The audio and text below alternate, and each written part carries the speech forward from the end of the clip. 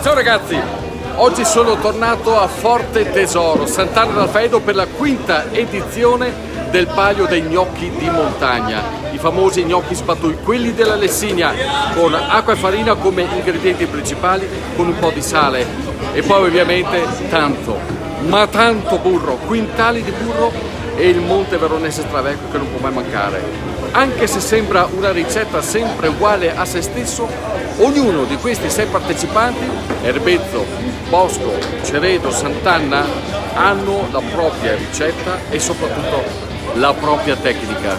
E veramente qui l'ingegno non manca.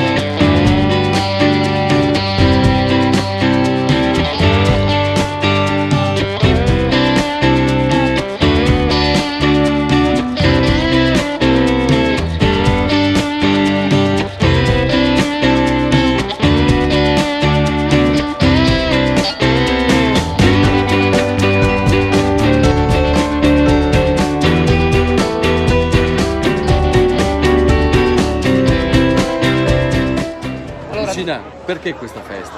Questa festa serve per preservare il nostro piatto, che è il piatto della nostra cucina e della nostra tradizione, ricordare il passato per andare avanti nel futuro.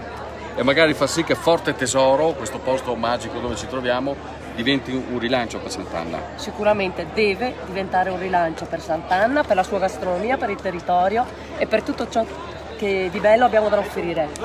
Ragazzi, viva i gnocchi della Lessinia!